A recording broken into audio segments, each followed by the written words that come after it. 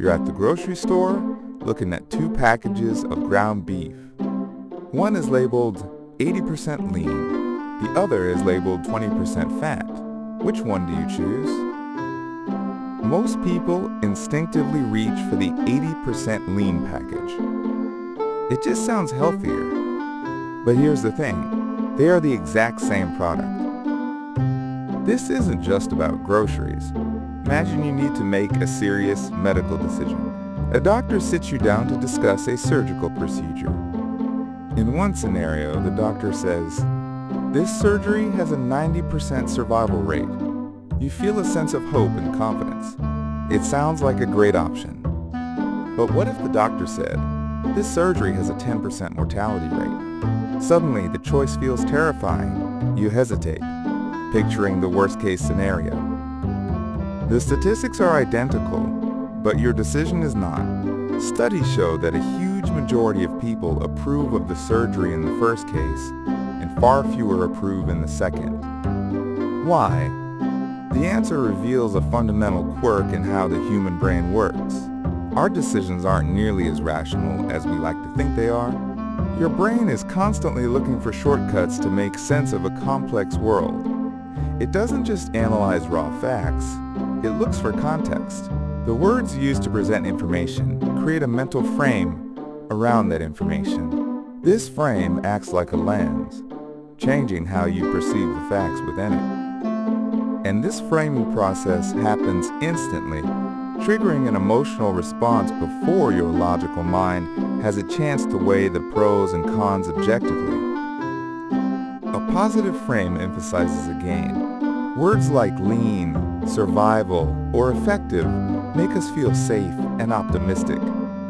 When you hear that beef is 80% lean, your brain focuses on the positive attribute. The decision feels easy and good. A negative frame, on the other hand, highlights a loss. Words like fat, mortality, or failure immediately sound threatening. This negative language triggers your brain's threat detection system. Your instincts tell you to avoid the option, to protect yourself from potential harm.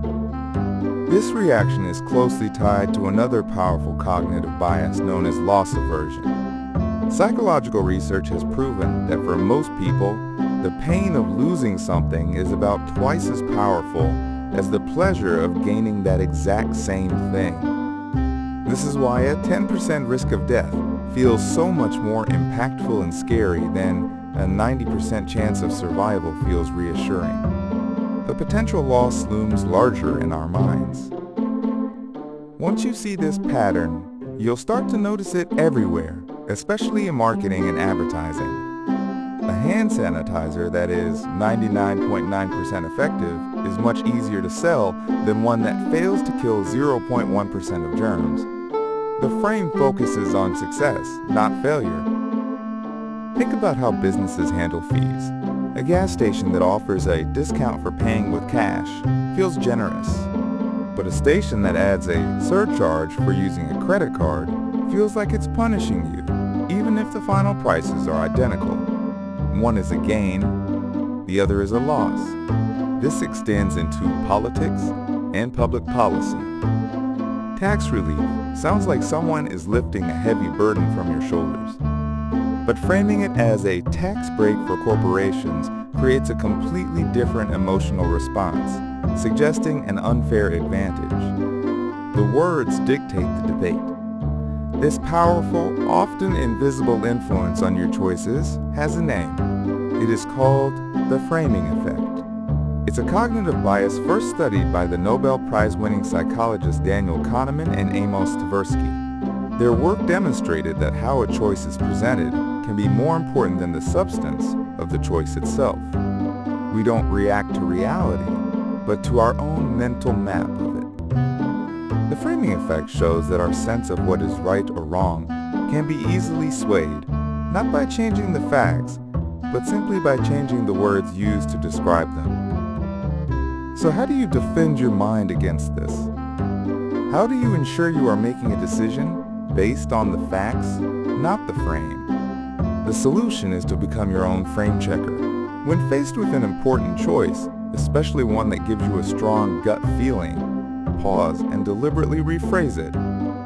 If a procedure has a 90% success rate, force yourself to consider the 10% failure rate. By viewing the same facts from both the positive and negative angles, you cancel out the bias and see the problem for what it truly is.